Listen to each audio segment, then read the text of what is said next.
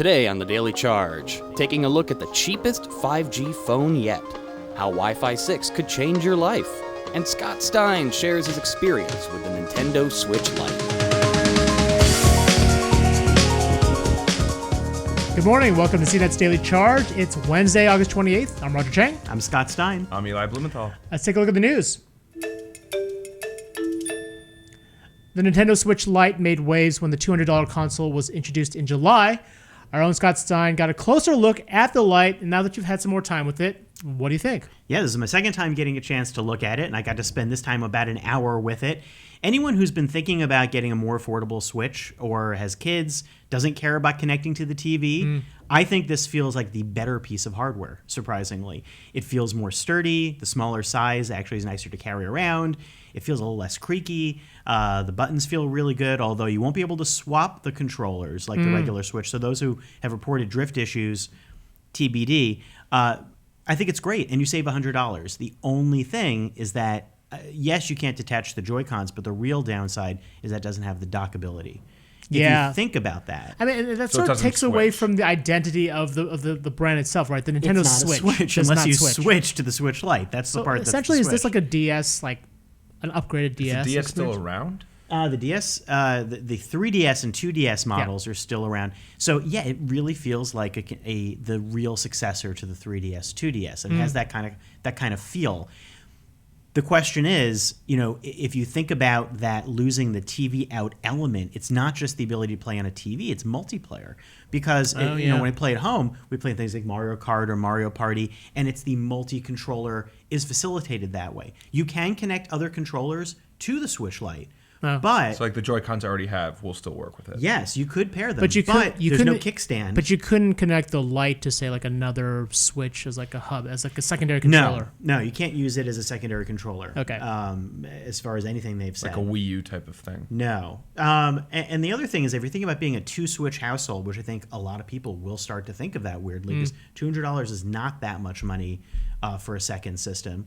The problem is Nintendo has said there is nothing forthcoming on future game sharing revisions or updates. Yeah. Doug Bowser had, when I talked with him a while ago, had alluded to maybe something. It turns out that was just them making it clearer how to do some of their account stuff on the site, which is limited. Basically means you can transfer all your information from one Switch to another, or you can set one up as a primary and one as a kind of secondary, which means you have to authenticate online every time you play. But basically, it's annoying. If you have a game card, you're fine. If you have digital versions of the games, it's going to be really painful. So if I'm a household that has multiple Switches, I have one Switch account, and I buy a game like Smash, will I be able to play it simultaneously on the Switch and the Switch Lite? No. And what you'd have to do is you could be playing it on the Switch. Well, actually, you could, possibly. I haven't actually tried. I mean, would you be able to connect to it and play online on your secondary Switch while you're taking the other offline on the go? Because it wouldn't know you were offline. The possibility, which we sort of like you could do, is set up the original Switch docked at home to be able to check online and play those games as the secondary one, and then have the other on the go. The point is, it's a huge pain in. Yeah, it really does kind of mark or illustrate the how far behind Nintendo is when it comes to sort of online, like the idea of like ubiquitous usage of devices like that Netflix and Apple and all these other companies have sort of embraced. Like, I feel like Nintendo is just like generations behind everyone. Yeah, and this thing really lingers with this product, because I think if you're thinking about this like an iPad or an iPad mini, or you have family devices, things like what Google Stadia is going to be, PlayStation even with some of their, between the Vita and the PlayStation 4 and the way that works, they need to make a family account where this stuff is more easily set up. And it seems so odd that they're not doing that, at least from the jump. Yes. Particularly because their brand is so family-friendly and so family-focused. Maybe they're going to realize they need to do this. Either it's in the cards, or they're going to realize that, the Switch Lite now does seem like a secondary option, maybe to reach a different market. But if they want to double down in the same household, it's time they start thinking about that type of stuff. All right, plenty to talk about here, but we've got to move on. We've got a lot of headlines. But it's a great handheld. Next up, Sprint showed off the OnePlus 7 Pro 5G yesterday. It's at $840. It marks the cheapest 5G phone from a major U.S. carrier yet.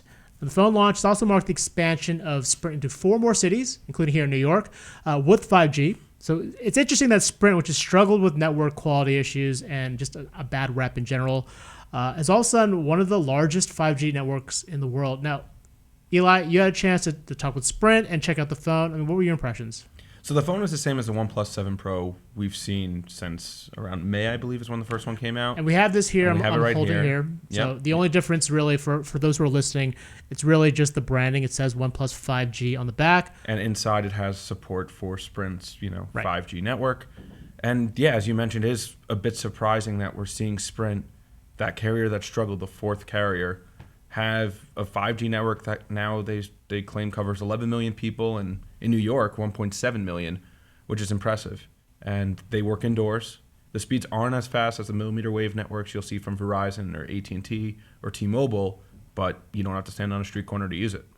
Yeah, although in terms of working indoors, I mean, as we discovered here in the office, there is no 5G here on our studio, but if we go out to my office right by the window, we can get 5G. So your mileage might vary in terms of coverage, right? Yes, very much so. It's still not as strong as some LTE bands, and we may have to wait until what's known as the low band sub-6 that AT&T and T-Mobile are launching, possibly later this year, definitely 2020, for coverage that really hits all the places you have a 4G signal today. Right. All right. Also, our own Stephen Shanklin had a deeper look at Wi-Fi 6, also known as Wi-Fi 802.11ax for all you Wi-Fi nerds. It promises to triple speed and double the range of coverage. Now, while I love talking about 5G, as Brian knows, Wi-Fi 6 could potentially have a bigger impact on our daily lives. What do you guys think? Like, are you excited for the Wi-Fi 6 revolution? I am, if we start to see faster speeds rolled out by our, internet service providers or ISPs, because that's what really dictates this. Yep. It's really, they go hand in hand, and you need devices to support Wi-Fi 6, which we're starting to see. The latest Galaxy phones support Wi-Fi 6. I don't know if the Switch Lite does. I don't believe it does. If it did. Yeah. No. And there are only a handful of actual Wi-Fi 6 routers out there, right? Like it's pretty rare. Very early days for the entire industry here, but yeah, it could definitely change people's lives more than some other technologies we've seen in the home. Or we could just have like a 5G home broadband connection, story that you wrote earlier. See, I somehow tied it back to 5G. All right, lastly, Fitbit has a new smartwatch that adds Alexa and Spotify. Scott, you checked out the Versa 2. What are some of the other features we should know about? Yeah, so Fitbit did have some models that came out back in the spring that were more like budget updates and reaching like a $150 price. This is a $200 watch that's going head-to-head against what we expect to be the next Apple Watch, plus the Samsung Galaxy Watch Active 2, maybe other stuff in the fall. So the big addition is Alexa, which, that you just say that and it sounds like a big feature update. And it is in the sense that Fitbit has never had a microphone on one of its devices before. But what's interesting is that it's not going to do exactly everything that you think it's going to do. It does a lot of the core Alexa services, like getting information online, connecting with your smart home stuff, weirdly, so you could turn on lights, you get weather. Core connecting to your Fitbit stuff, like starting a workout, that's not in there yet, and it's going to be there by end of year. It's almost like that's harder to do, and it doesn't control music, so it's a bit of a disconnect. It doesn't have Amazon Music. It does, however, have Spotify, and that was an overdue late edition now. Garmin and Samsung and others have had Spotify. Now Fitbit has it. Fitbit had music support before, but with Pandora, Deezer, and side-loaded music, which was not like having music. And now this is really the arrival of the music watch, which I haven't tested yet, but we will soon. Those are the big features, and it's faster, so it feels a little zippier, which it should have felt all along. The $200, is that going to be something you want to get, or do you feel like you're fine with what you've got? What's interesting is that Fitbit's kind of hedging its bet because it's also getting a subscription service. So this is something that Apple's had a whole year doubling down on subscriptions. Fitbit now is doing this $10 a month Fitbit Premium, and Fitbit's already had a coaching service that was that they had for a while that was an offshoot of FitStar. This folds in all the workout stuff, but also casts this wide umbrella where it claims to be able to do health reports to give to your doctor. Nothing FDA cleared, but this is stuff like eventually weight loss plans, nutrition goals and management, deeper sleep analysis, some stuff you probably want to have in the free app, but they're going to charge for this. And then they're going to have an additional paid service next year that's going to be more one-on-one health coaching. So it's like a whole. It almost feels like the bigger splash. Yeah, them. no, it definitely seems like they're making a big push in the subscription service, They just are. like everyone else. Right. Now we've reached our everyone's favorite part of the show, the live Q&A.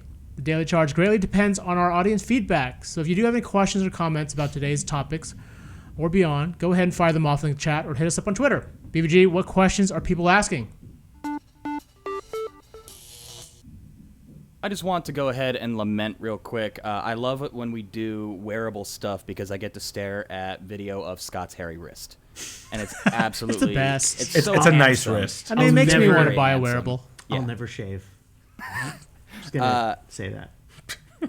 I have a question about the Fitbit wearable since we've segued into that so seamlessly. When it comes to Spotify, is there actual local storage on the Fitbit, or are we talking about it only streaming over like your 4 or 5G network? Yeah, no, it's local storage. And in fact, for Fitbit watches, streaming is really difficult. Fitbit, the way it's set up, it doesn't. It does have Wi-Fi, but it's like it's not a seamless connection to your phone the way that an Apple Watch user or even a Wear OS or Samsung might expect. So it's local. We don't know how long it takes to sync that, but it should be really good news. Podcast playlists, and it's got the ability to connect Bluetooth headphones. Is there a cellular option for the Fitbit? No cellular option. And also, I didn't say this. This is the odd part, no GPS. Now, Fitbit has not had GPS on any of its models except for the Fitbit Ionic. The Fitbit Ionic is really getting long in the tooth now. It's an old model, and they have not announced any GPS dedicated watch, which is weird because the rest of the market has them. Garmin has them. It's almost like it seems like it doesn't matter as much to Fitbit, but you could connect to your phone's GPS, but this means you're taking your phone with you. Right. But it does have Fitbit Pay, which is their contactless payment. You didn't ask me that, but I'm just going to say they've had that for a while. It doesn't work with Citibank, which is my bank, which is annoying. Just to say that they have not gotten as wide a range of banks. Okay. It's also NFC or? Yeah, same idea. So Okay. tap to pay, transit, it should work. Basically, if your bank's supported, it should work just like all the others. That's what the world needs is another mobile payment system. I know. They've had it for a while. At least it's now coming standard. But they've kind of like had it on again, off again. It's kind of like, that's what we need. Another thing to pay with. CKT asks, didn't Google buy Fitbit a couple years ago? And how close do you think that puts us towards seeing a Pixel watch? Google did not buy Fitbit. Maybe you're seeing the future. I have no idea what's going on. Yeah, who knows what the future brings? I've not heard a single thing about that. I would be surprised if Google bought Fitbit. I would be super surprised if Google bought Fitbit. Fitbit is a huge data repository, though, and they're very proud of the amount of fitness data. So to me, that is the whole Fitbit business is building insights and analysis on people. Right. I guess if Google were to buy it, it would be for the data. It wouldn't be Any for the IP hardware. type play. Yeah, absolutely. Yeah. It's the data. Yeah. They have a big footprint in corporate health plans and in enterprise. That's actually like an increasing part of the Fitbit business. No, so that didn't happen. But Fitbit did buy Pebble, if you're following the wearable game of who ate who. That happened a couple of years ago. That kind of led to the Fitbit watch faces and apps. But what's weird is that Fitbit still hasn't really done all the stuff that Pebble did. It's not quite as great an offline watch as Pebble used to be. But it's kind of like that. Mm-hmm. Next question is coming in from Yan. Is Sprint's 5G network the higher frequency one or the lower range?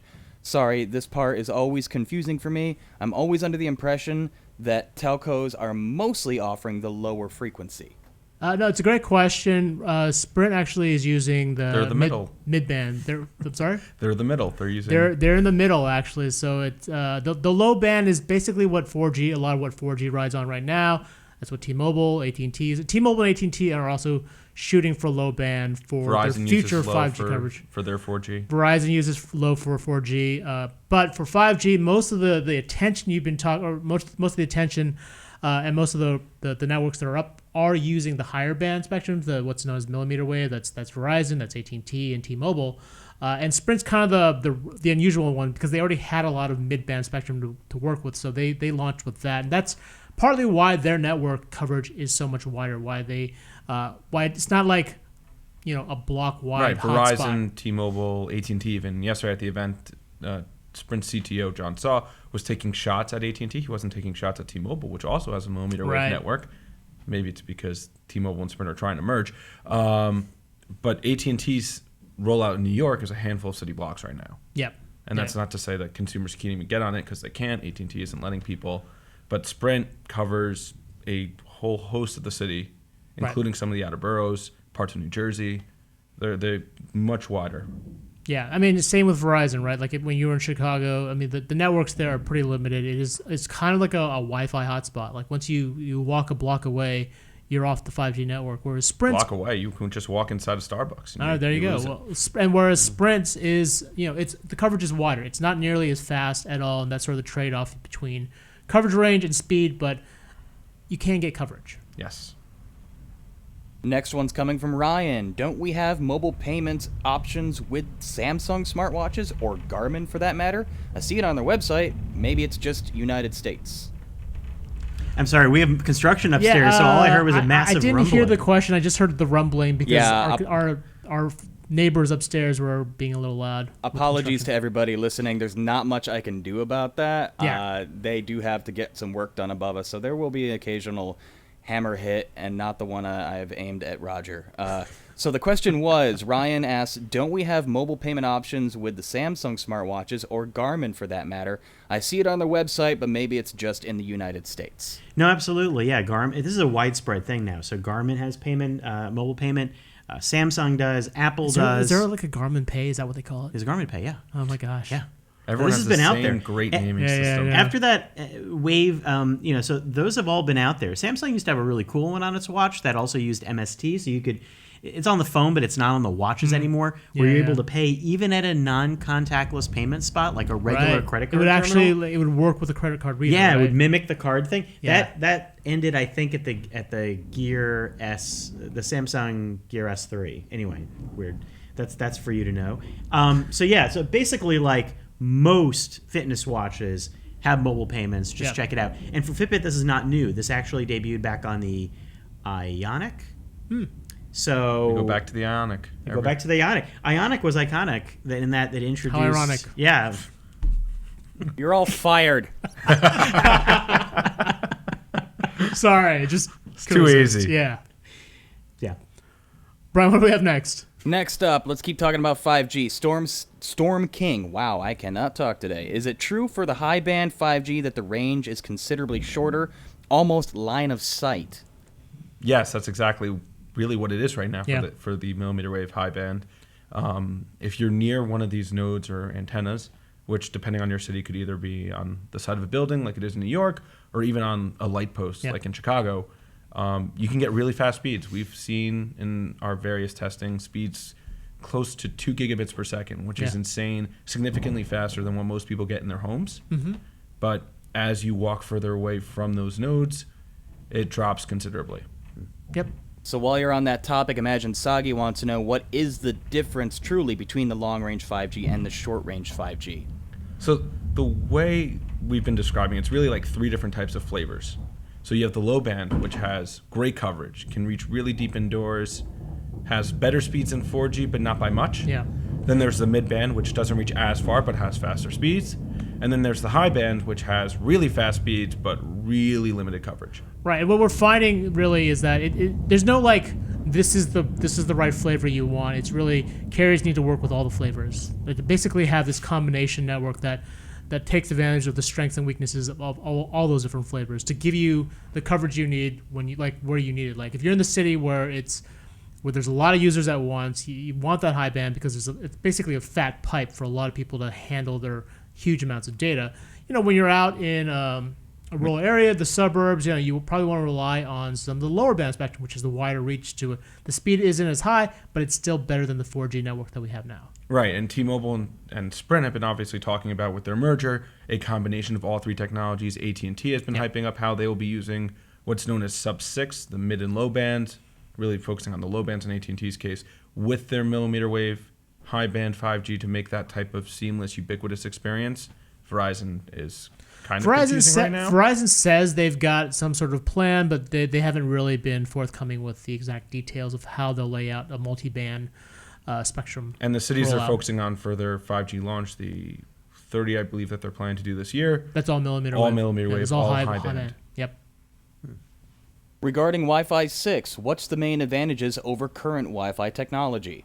Significantly faster is one of them. Yeah, better range too. And better range. Yeah. And that's really when it comes to Wi-Fi, what you're hoping for is you want better range and you want better speed. And really, unlike 5G, which is like a brand new technology, Wi-Fi at least it's a pretty universally accepted and embraced technology. You know, products are going to come out with Wi-Fi 6. It's a lot less of a question than 5G, right? Like that's just sort of, we all use Wi-Fi, we all buy Wi-Fi products, so that's why there's a lot of excitement about Wi-Fi 6. Right, and the products you're going to be buying going forward, presumably the next Xbox and PlayStation will have Wi-Fi 6.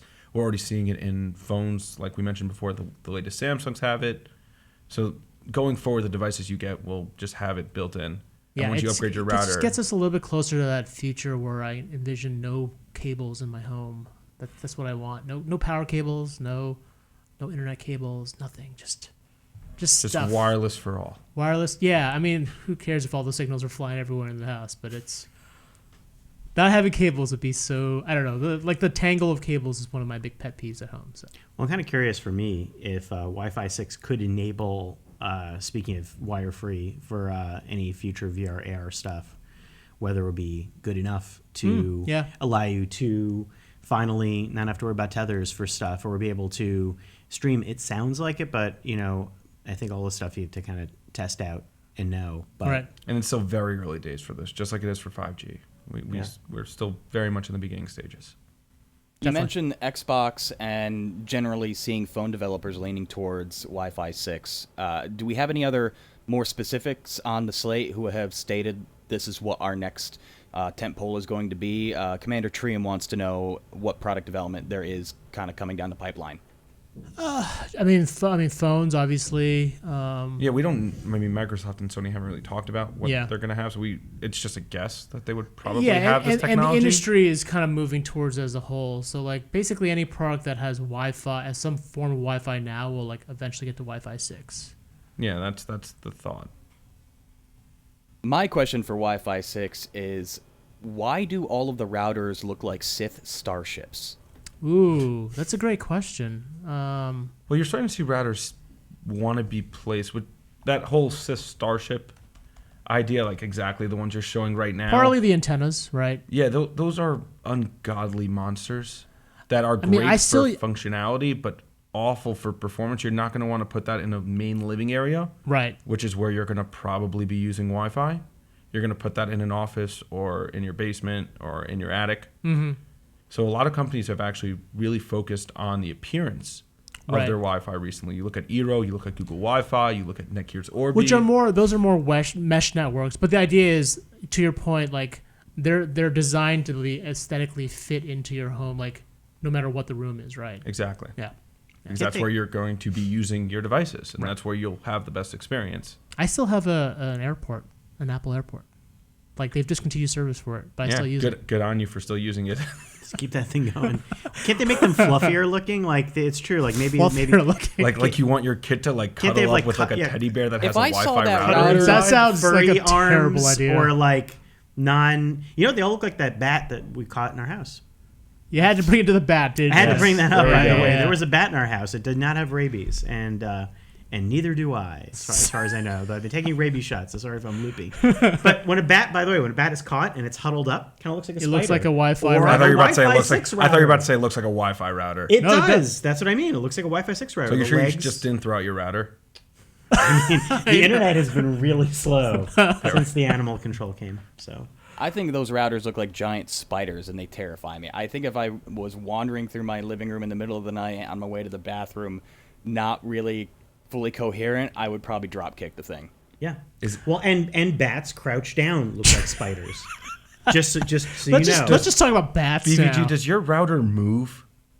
No, but it wouldn't need to. My mind would be completely foggy from being half asleep, and I would just see all these legs coming out. I was like, well, that's going to be the end of that. That's the robot spider. Well, I mean, look, that's the thing. Like, these Wi-Fi routers are designed... They're not designed for aesthetics. They're designed for you to put them in your basement or wherever your internet connection is, so you don't look at them. I know that's different for folks who live in the city with a smaller apartment. You have to stare at your Wi-Fi router a lot more. But, yeah, it's the small price you pay for internet.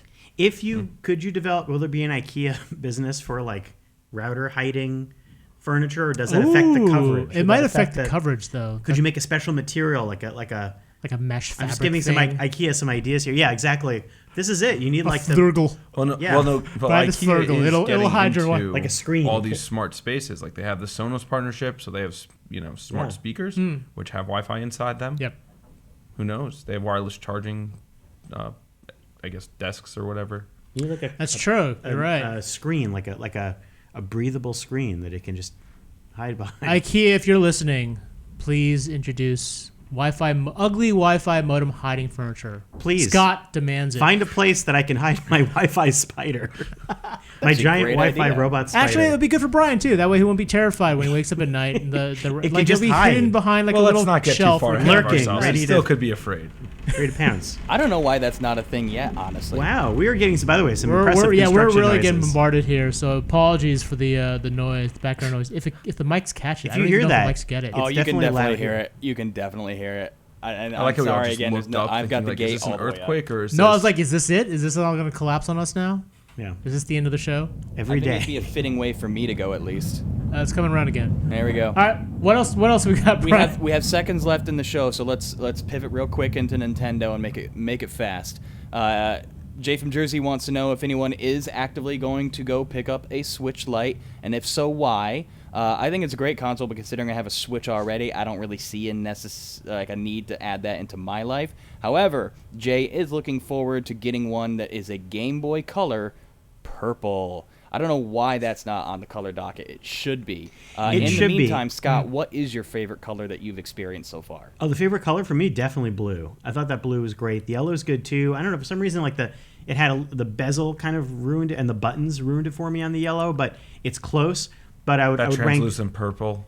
That was classic Game Boy. They got to start bring doing it that. back. Translucent Switch. Knowing Nintendo, they have no problem with releasing color variations on things. Oh, yeah. At regular and sometimes limited intervals, so I'm sure anything you think of could possibly happen. But I think the someone will blue make is a really mod kit. cool.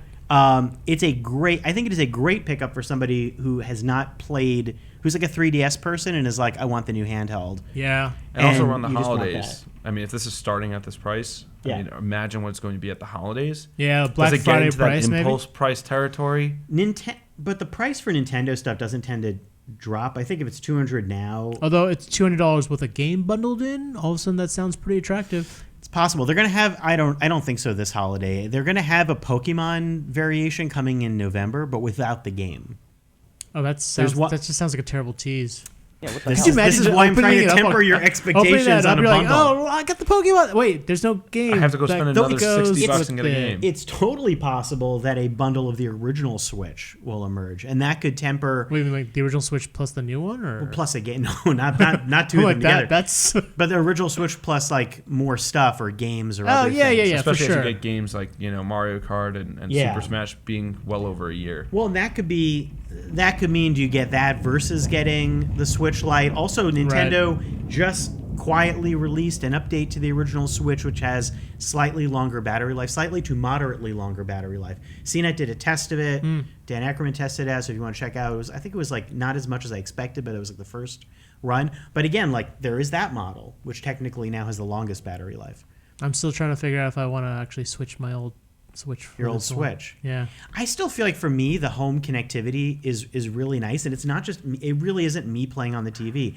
It's the idea of, hey, let's play Mario Kart together on Right, a TV. right. Because now if you think like, oh, we're going to play 2-player Mario Kart, how do we do that on a Switch Lite? You get 2 Switch Lites. You get 2 Switch Lites, and it's a totally That's different and Nintendo's Nintendo dream. gets more money. And Yeah. there it It's is. a different proposition. And for that stuff, for multiplayer and kids coming over and other things, like that is something we use the Switch for. Okay. So I wouldn't want to remove that. But if I was getting my kid a Switch, it would be the the light, Switch Lite. the light would be your Yes. contender. And if Okay. you just care about playing games on the go, there that's you go. the one. That's the one. I play my Switch like 9% on the go. So Me too. yeah.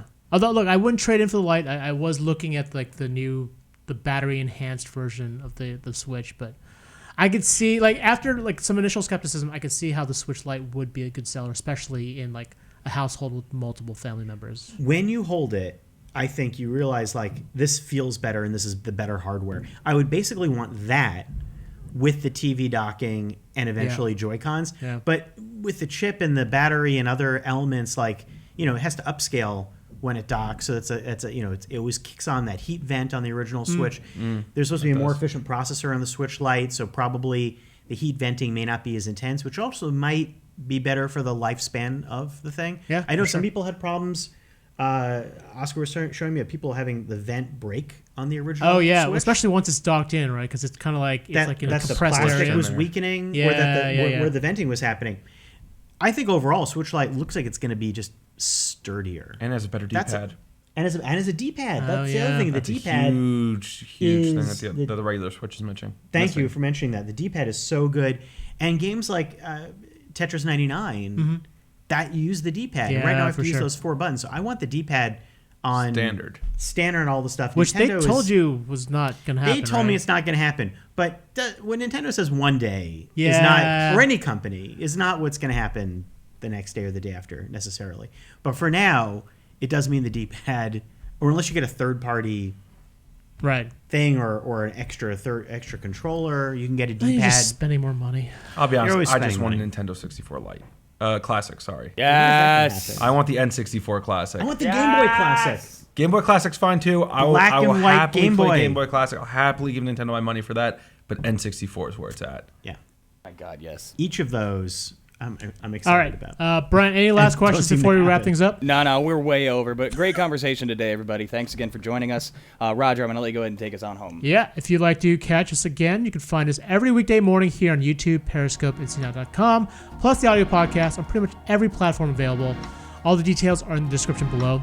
We hope you enjoyed the show. If you did, give us a like, subscribe, and ring the bell for notifications so you can join us each and every day or whenever is convenient for you. We're a podcast, not a cop. For the Daily Charge, I'm Roger Chang. I'm Scott Stein, rabies free. And I'm Eli Blumenthal. Thanks for listening.